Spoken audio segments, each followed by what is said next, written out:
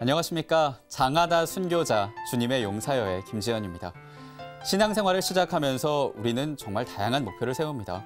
특히 성경 공부는 우리가 각자의 신앙을 다지는 데 가장 필수적이고 기초적인 부분인데요.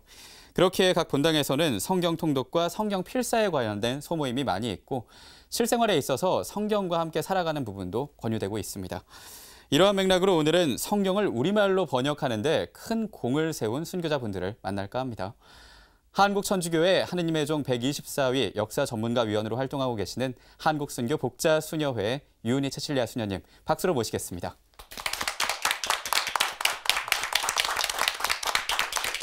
참예수님. 참예수님. 한 주간 동안 주님 모시고 행복하게 지내셨나요? 네. 순교자님도 함께 계셨지요? 네. 그리고 성령학교 잘 다니셨어요? 네. 네. 고통이 올 때마다 아이고 영광이구나 하시면서 또 사랑의 예금 통장 많이 적립하셨고요. 네. 오늘 시간도 주님 안에서 은총의 시간 되시기를 소망하면서 이 시간을 함께 열겠습니다. 네, 알겠습니다. 이 수녀님, 성경은 우리 믿음 생활에 있어서 뗄래야 뗄 수 없는 부분이잖아요. 그렇죠? 네. 오늘 말씀하실 분 중에 이 한국교회 초창기에 한문으로 된 성경을 한글로 번역하는 데 큰 공을 세운 분이 있다고 네. 들었습니다. 어떤 분인지 소개 부탁드립니다. 최창현 요한 회장님이신데 잘 아시죠? 네. 총회장님이시면서 한문 성경을 한글로 번역하셔서 우리에게 말씀과 육화에 뿌리를 내려주신 분입니다. 그래서 최창현 요한 순교자님하고 그다음에 한양 지방에 순교하신 조용삼 베드로 순교자님 그리고 김종교 프란치스코 순교자님 세 분을 오늘 모시기로 하겠습니다. 네, 기대가 많이 됩니다.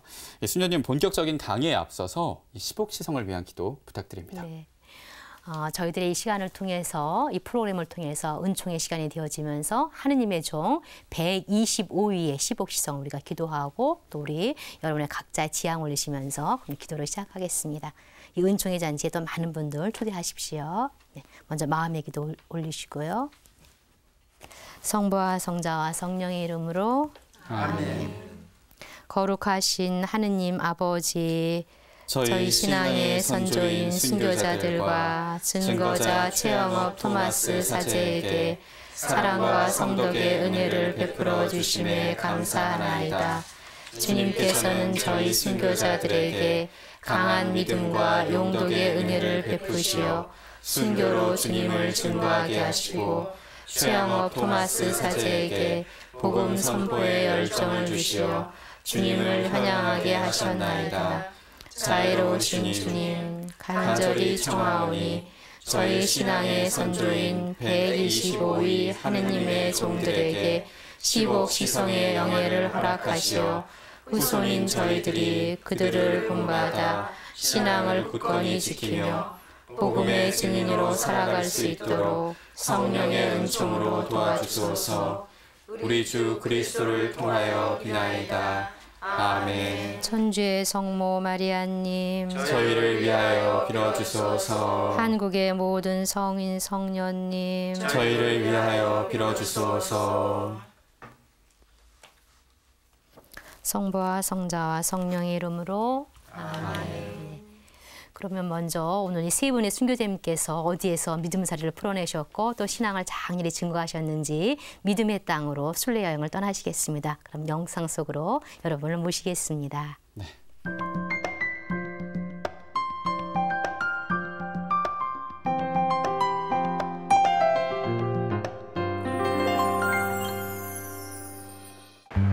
복잡한 도심 한복판, 차들이 바쁘게 오갑니다. 이곳은 서울특별시 중구. 200여 년 전 바로 이 부근에서 순교자 최창현 요한이 살고 있었습니다. 황사영 백서에 보면 최창현 요한이 입정동에 살고 있었다고 기록되어 있습니다. 대체로 이 주변 옛날 마을 모습은 찾아볼 수 없습니다만은 이 주변이 아니었던가 이렇게 생각이 됩니다. 지하철 종로 3가역 부근, 예전 단성사 극장 자리입니다. 이 근처가 옛날 좌포도청이 있던 자리입니다. 이 좌포도청에서 최창현, 최필공, 최필재, 정인혁 등 순교자들이 처음에 이곳에 잡혀와서 신문을 받았습니다. 지금 현장에 와서 보니 그때 신문을 받을 때 곤장을 맞던 때의 비명소리가 귀에 생생하게 지금도 들리는 듯 합니다.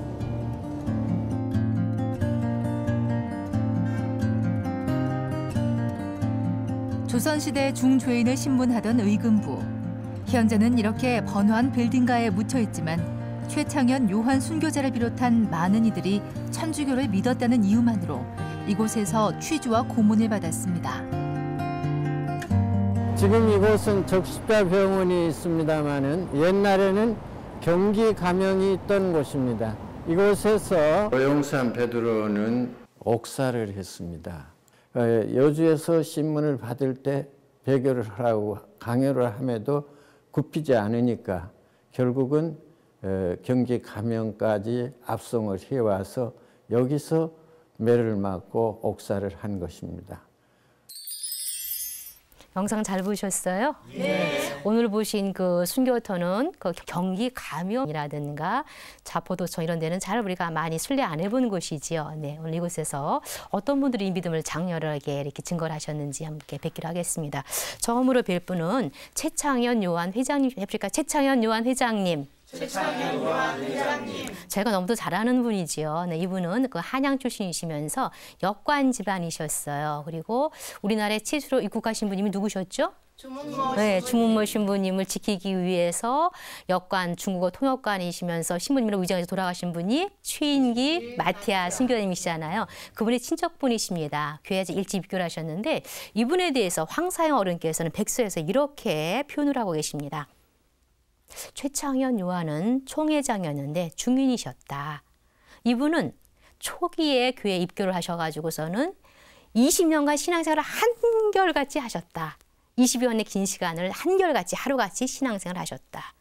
그리고 이분은 그 용모가 평화롭고 언행이 공정하여서 어떤 사람이 근심 걱정을 하다가 이분 얼굴만 뵙기만 해도 가슴이 확 뚫렸다. 마음이 평안해졌고 그리고 이번에 강론어 몇 마디만 들어도 가슴이 확 뚫렸다.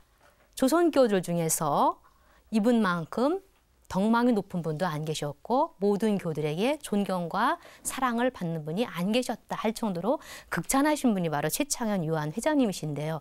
저는 이 백서를 읽을 때마다 이분의 그 최창현 회장님의 믿음의 뿌리가 어디에 다 있길래 이렇게 한결같이 우리가 2년도 쉽지 않은데 20년의 긴 세월 한결같이 믿음 생활을 하셨으며 풀어내셨으며 그리스도의 향기를 얼마나 바라셨으면 보시는 분마다 근심 걱정하다 마음이 확 편안해지고 말씀 몇 마디만 들어도 가슴이 확 뚫렸을까. 이분의 믿음의 뿌리는 어디에 다 있을까 참 궁금했습니다. 그러다가 이분의 이렇게 삶을 묵상을 보면서요. 그런 분을 만나게 되었어요. 이분이 아까 역관이라고 말씀드렸잖아요. 그러니까 한문을 굉장히 잘 아셨지요. 교회에서 처음에는 한문으로 되어 있었잖아요. 다 번역을 하시는데 특히 이분은 그 당시에 성경을 번역을 하셨어요. 우리 교우들도 예전에 성경을 보셨습니다. 그 성경이 이제 한문 성경이었는데 성경 직해 해보실까요? 성경 직해. 성경을 바르게 풀었다 이런 얘기인데요. 1630년대에 예수에 계신 디아즈 신부님께서 중국에 선교를 하시면서 이 성경을 번역을 하신 거예요. 지금같이 구약신약에 완약한 그 번역이 아니고요.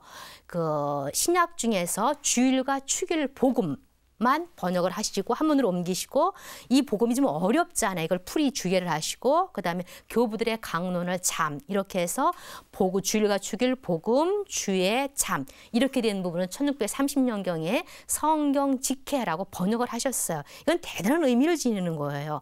천주교 캐톨릭에 대한 교리서가 아니고 그다음에 수독서가 아니고 예수 그리스도의 직접 언행이 담긴 성경을 번역했다는 것은 상당히 사상사적으로 종교사적으로 굉장히 중요한 의미를 드리는 거죠. 이거를 이제 교우들이 보면서 예수님 말씀을 직접 접하게 된 거예요. 이게 벌써 1630년도입니다.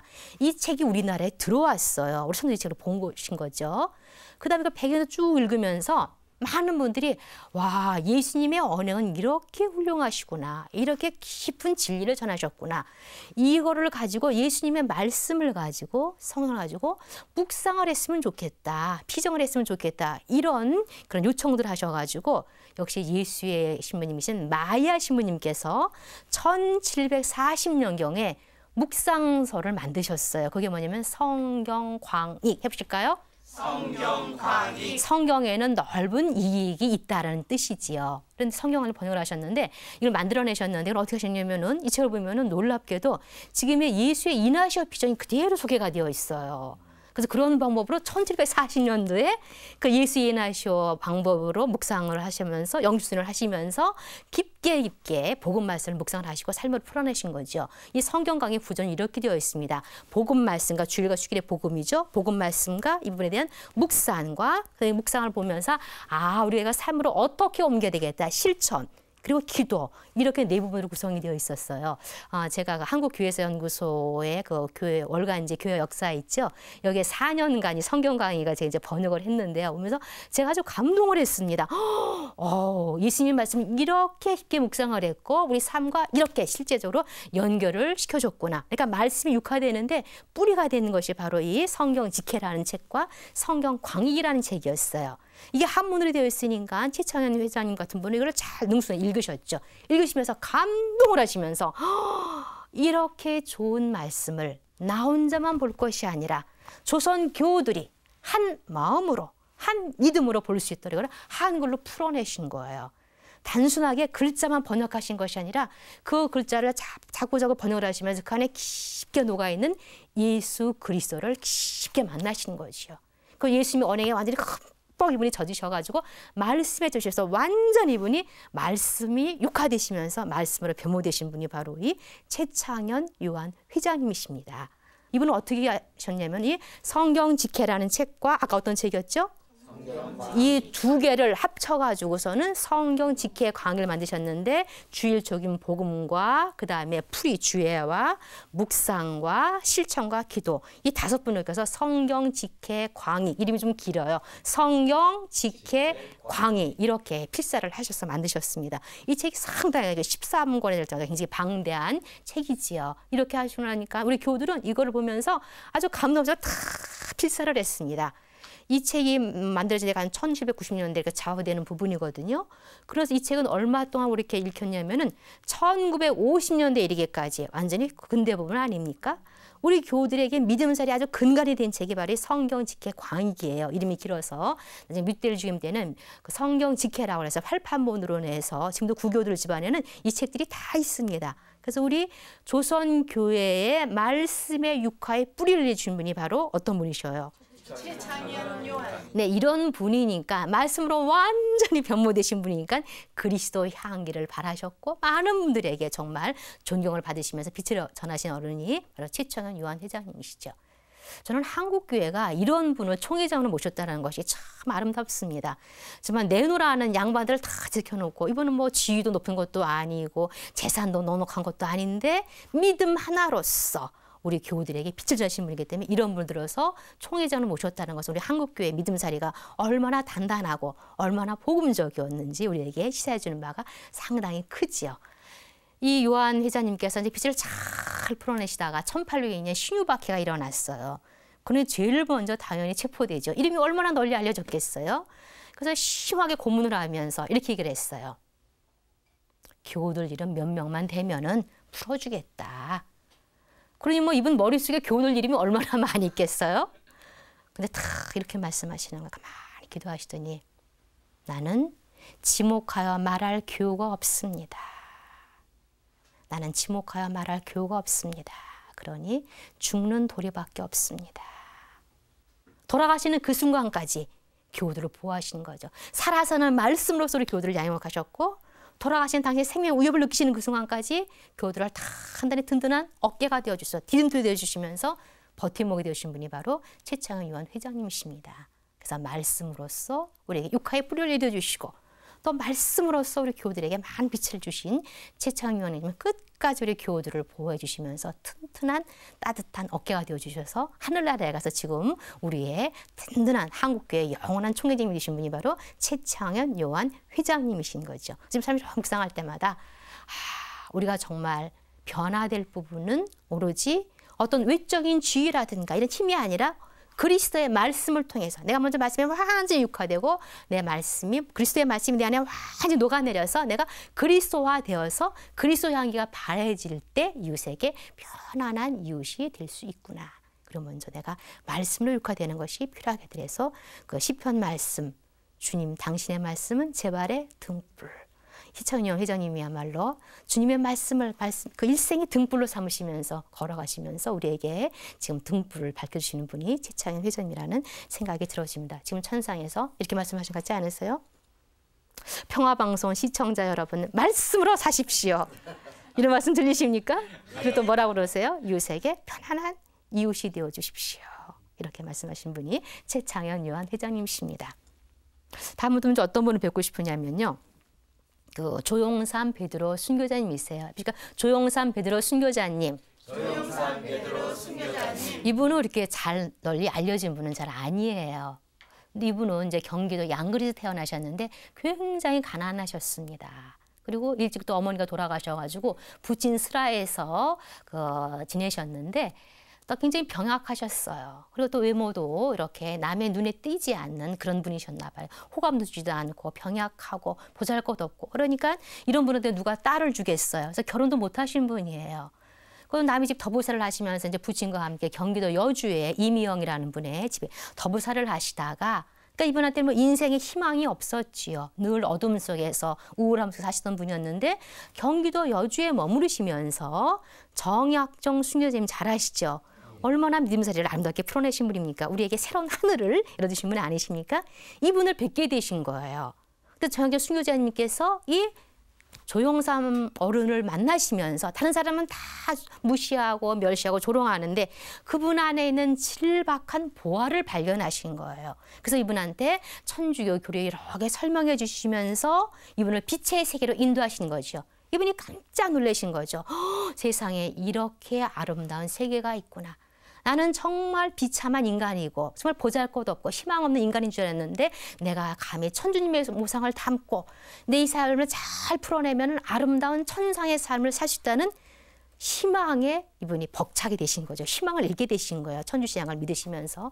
그래서 믿음사리를 잘 풀어내셨는데 아직까지 그때 예비신자이셨어요. 그런데 1800년에 부활 대첩례, 이제 부활 대축일이죠. 그때 이제 그 경기도 여주에 있는 그 이중배 마르뜨노라든가 원경도 요한 이런 분들이 굉장히 열심히 하신 분들이거든요. 나중에 이제 순교하셔서 하나님의 종에 오르신 분들인데 이분들과 함께 부활 대첩례를 지내시려고 그 집을 찾아가신 거예요. 아니, 발각이 되면 그 자체가 죽음인데 예비 신자임에도 불구하고 부활 대축일의 빛의 잔치를 함께 하려고 같이 가서 이제 기도를 하시는데 물론 신부님은 못 오시죠. 신부님 한양에 계시고 교우들끼리 같이 모여서 실학경, 부활 삼종경이죠. 삼종경을 드리는데 너무 기뻐가지고 이분들이 어떻게 하시냐면 그 당시 이렇게 기록을 보면요. 실학경을 외우고 알렐루야를 하는데 너무 기쁨에 용약하여서 바가지를 두드리면서 알렐루야를 외쳤다고. 저는 보면서 얼마나 기쁘셨으면은 바가지를 두드리셨을까. 여러분은 부활대축일날 너무 기쁘셔서 어떻게 하십니까? 젓가락을 두드리시나요? 지금 온 성당에서는 큰 멋있는 파이프로 오간에 울리는데 정말 그때 우리 교우들이 느끼는 그 기쁨과 우리 교우들이 부활대축을 느끼는 기쁨을 비교할 수 있을까? 바가지를 두드리면서 알렐루야를 주셨던 분들이 바로 이 조용삼 베드로, 베드로도 아니셨죠. 조용삼 예비 신자이셨습니다. 이분들을 기다리고 있는 물론 체포지요. 그 당시 밖에 시대 때 드러내놓고 이렇게 천주학제 임무를 행사를 했으니까요. 체포되었는데 관원이 우습게 알았어요. 외모도 우습죠. 보잘것없죠. 병약하죠. 그래서 매 몇 대만 때리면 배교할 줄 알았는데 다른 분들은 쉽게 배교를 하는데 이분은 오히려 당당하게 신앙을 증거하는 거예요. 그래서 화가 나서 더 매를 혹독하게 치다가 그것도 배교를 하니까 이렇게 얘기를 하는 거예요. 다들 의아했죠. 이분이 대단한 효자이셨어요. 만약에 당신이 배교하지 않으면 내가 배교하지 않으면 부친을 당장에 죽이겠다. 얼마나 놀라울 일이에요. 부친 스라짐이 성장을 하셨잖아요. 그러니까 이분이 배교를 하셨습니다. 돌아오셔가지고서는 밤새 이분이 통안의 눈물을 흘리시는 거예요. 내가 육정의 부친 때문에 지상의 부친 때문에 천상의 아버지를 감히 모르고 배교를 하다니. 그리고 날이 밝자 바로 여주 가나에 가가지고 배교를 철회했습니다. 관장이 우습게 알고 계속 매를 혹독하게 쳤는데도 끝까지 신앙을 증거하니까 이분이 압송된 곳이 아까 여러분이 보신 경기 가명이에요. 그것이 지금 그 서울 서대문에 있는 그 적십자병원 그 자리인데요. 경기도 지방에서 체포된 분들은, 배교하지 않은 분들은 경기 가명에서 심을 받으셨습니다. 거기에 오겨져서 혹독한 옥살이를 하시면서도 굉장히 병약함에도 불구하고 옥살이를 하시면서 거기에서 세례를 받으셨어요. 베드로라고 하면서 하나님 전에 태어나시면서 아주 믿음 사이를 단단하게 풀어나셔서 옥중에 있는 교우들을 아주 감동시켰고 아름다운 모범을 보이신 분이 바로 이분이십니다. 이분 너무 병약하셔가지고 결국은 옥사로서 하늘의 문을 열으셔서 지금 천상의 보화를 누리고 계시는 분이 바로 불멸의 행을 누리시는 분이 조영삼 베드로 순교자님이십니다. 이분 이렇게 말씀하셨어요. 하늘에는 두 주인이 없습니다. 하늘에는 두 주인이 없습니다. 사람에게는 두 마음이 없습니다. 오로지 천주님을 위해서 죽기를 소망할 뿐입니다. 정말 평범하시면서도 그런 어둠 속에서도 빛을 일궈내신 조영삼 베드로 순교자님이시죠. 그러면 또 한 분 어떤 분 남으셨죠? 김종교 프란치스코님. 이분도 우리가 잘 모르는 분이죠. 이분도 굉장히 가난한 분이었고 근데 일찍 교회에 입결하셨습니다. 김범우 토마스 증거자님 아시죠? 그분을 통해서 입결하셨는데 그렇게 믿음살이를 잘 풀어내지는 못하셨어요. 그래서 배교도 하시고 이러시다가 다시 믿음살이를 배교를 하시면서 다시 교회에 돌아오시면서 주무신 분님에게 성사를 보시면서 믿음을 회복하셔가지고 아주 열심히 믿음살이를 풀어내시다가 1856학회 때 체포되어졌을 때 이렇게 신문을 혹독하게 받으시면서 이렇게 신앙을 증거하셨습니다. 나는 천주님을 믿다가 마음이 약해서 고문이 두려워서 배교하였습니다. 그러나 석방되어서 내 잘못을 뉘우치고 다시 믿음을 회복하였습니다. 이제는 예수님을 위해서 고문과 어떤 형벌을 받아도 달리 받겠습니다. 예수님을 위해서는 1000번이라도 죽겠습니다. 이렇게 단단한 그리스도의 용사로 변하신 분이 바로 이 김종교 프란치스코 순교자님이십니다. 그래서 당당히 순교를 받으셔서 우리에게 믿음의 사도로서 부활하고 계시죠. 전 이 두 분을 이렇게 묵상할 때마다 굉장히 참 이렇게 보잘것없는 분들이었잖아요. 우리는 순교자님 그러면 철옹성 같은 믿음으로 단단히 되어 있어가지고 우리는 범접할 수도 없는 분. 우리와 완전히 다른 분으로 생각하는데 이분들도 우리와 똑같이 약하고 먼지 풀풀 나는 삶을 살으시면서 때로는 좌절도 하시고 고민도 하시고 배교도 하시고 그러면서도 우리 마음 안에 있는 그 천주님의 모상을 발견하시면서 믿음으로서 신실하게 신앙을 하면서 빛의 삶을 읽으신 분들이 우리에게 희망을 주신 분들이 바로 이 두 분의 삶이라 생각이 되어집니다. 왜 세계적인 잡지 타임지에서는 해마다 그 올해의 인물을 선정을 하잖아요. 2013년에는 교황 프란치스코 교황님께서 올해의 인물로 선정이 되셨잖아요. 2006년에 올해의 인물로 어떤 인물로 선정이 됐냐면은 이 최첨단의 그 3000년기에 있어서 된 분이 어떤 유명인사가 아니고 평범한 당신이 유였어요. 유. 굉장히 신선한 충격이었습니다. 경쟁주의 시대에 있어서 모든 사람 다 저렇게 앞서가는 시대에 있어서 평범하게 자기 삶의 자리에서 평범하게 성실하게 살아가는 사람이 가장 최고의 인물이라는 거지요. 우리에게 시사해주는 바가 참 크지요. 그런 의미에서 이분들은 우리에게 그런 어떤 일상의 소중성을 깨우쳐 주신 그런 두 분 정말 감사한 분들이지요. 그래서 우리 일상의 삶을 신실하게 살아서 빛의 삶을 갈 수 있도록 희망을 주신 두 분께 우리가 감사의 마음을 담아서 희망을 간직했으면 좋겠습니다. 네.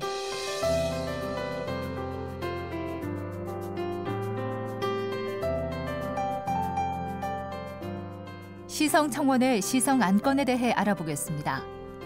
시성 안건의 종류. 시복 시성 안건은 두 가지로 구별됩니다. 첫째, 근래의 안건은 하느님의 종의 순교나 덕행이 목격 증인의 구두 진술로 증명될 수 있는 것을 말합니다. 둘째, 옛날의 안건은 순교나 덕행에 대한 증명이 기록된 자료에 의해서만 발굴될 수 있는 것을 말합니다. 청원서. 시성 안건의 청구인은 누구든지 청원인을 통해 관할 주교에게 시성 안건의 예비 심사를 청하는 청원서를 제출해야 합니다. 청원서 제출 시기. 근래 안건이면 하느님의 종의 사망 후 5년 이내에는 청원서를 제출하지 못합니다. 하느님의 종의 사망 후 30년이 지난 다음 청원서가 제출된 경우에는 주교는 청부인들 편에서 그 안건의 착수를 지연시킨 점에 사기나 범의가 전혀 없다는 것을 확신하기 전에는 예비 심사를 진행시킬 수 없습니다. 네, 강의와 더불어서 알아봅시다. 이 영상까지 정말 잘 봤습니다. 고맙습니다. 네, 수녀님 강의 들으면서요. 그렇잖아요. 맛있는 거 먹으면은 알려주고 싶고 좋은 곳에 가면은 또 알려주고 싶고 그렇기 때문에 이 한문 성경을 읽었는데 정말 좋아서 많은 사람들이 읽었으면 좋겠다라는 생각으로 한글 성경을 번역하신 건 아닐까. 이 최창현 요한 순교 성인께서요. 네, 그런 생각이 들었고요. 그리고 조용산 베드로 순교자님은 그리고 그 부활 때 바가지를 두드렸다고 했는데 저는 부활 때 계란만 두드렸었거든요.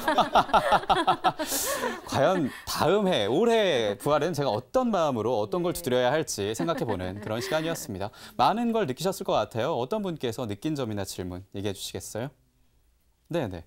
저 수녀님 강의 중에서요.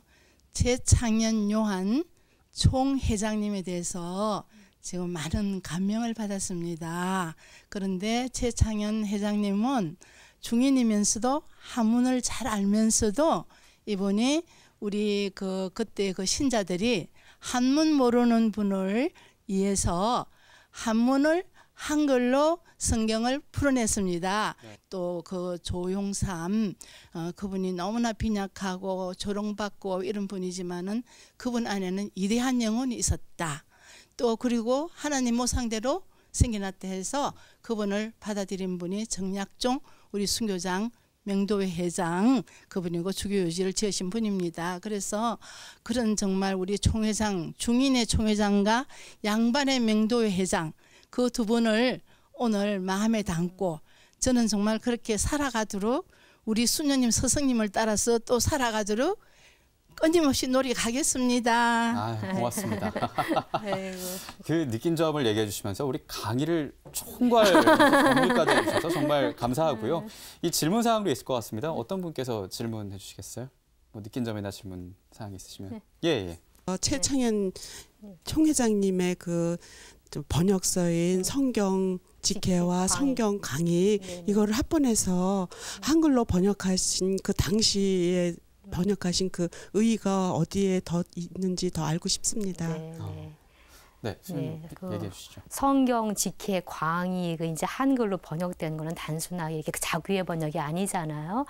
어떤 교리서라든가 그다음에 뭐 신심서, 묵상서가 아니고 그리스도교 카톨릭의 가장 핵심이 될 수 있는 예수 그리스도의 언행이 담겨 있다는 것은 그러니까 그리스도교의 가장 정수를 우리에게 알려줬다는 데 큰 의의가 있는 거죠. 종교사적으로 봤을 때 그렇고 또 사상사로 봤을 때도 역시 그 유교는 뭐 공자님의 가르침이 사서삼경이라든가 불교의 불경이 있듯이 그리스도교의 가장 중에 성경이 소개됐다라는데 그것도 사상사적 의미가 있고요.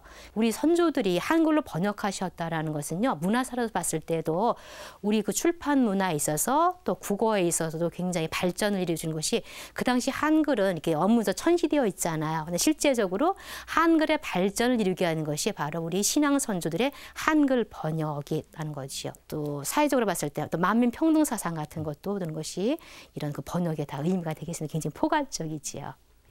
네, 그렇군요. 성경 직회 광익에 대해서 다시 한번 제대로 알게 된 것 같고요. 네, 수녀님 이제는 마침 기도 해주시죠. 네. 우리 이렇게 정말 말씀으로 우리도 힘을 내어서 살아가고 말씀으로 변모되고 또 우리 이웃에게 편안한 어깨가 되어주고 사람들을 결코 외모로 보는 것이 아니라 주님 그러시잖아요. 사무엘서에서 나는 사람들처럼 보지 않는다. 나는 마음을 본다라는 말씀처럼 주님처럼 우리가 마음을 보면서 이웃과 더불어서 믿음의 삶을 살 수 있도록 우리 감사기도 올려가지고 우선 결심 봉헌하시면서 기도하시겠습니다. 성부와 성자와 성령의 이름으로 아멘. 영광이 성부와 성자와 성령께 처음과 같이 이제 항상 영원히 아멘. 최창현 요한 순교자님, 저희를 위하여 빌어주소서. 조용삼 베드로 순교자님, 저희를 위하여 빌어주소서. 김종교 프란치스코 순교자님, 저희를 위하여 빌어주소서. 성부와 성자와 성령의 이름으로 아멘. 네, 오늘 강의를 들으면서 이제는 성경을 볼 때 조금 더 감사하는 마음 그리고 경건한 마음을 가져야겠다라는 생각이 듭니다. 이 다음 회에는 지상과 천상을 소통한 약방편 최필공 토마스와 최필재 베드로 그리고 정인혁 타데오에 관한 내용을 갖고 찾아오겠습니다. 시청해주셔서 고맙습니다. 수고하셨습니다.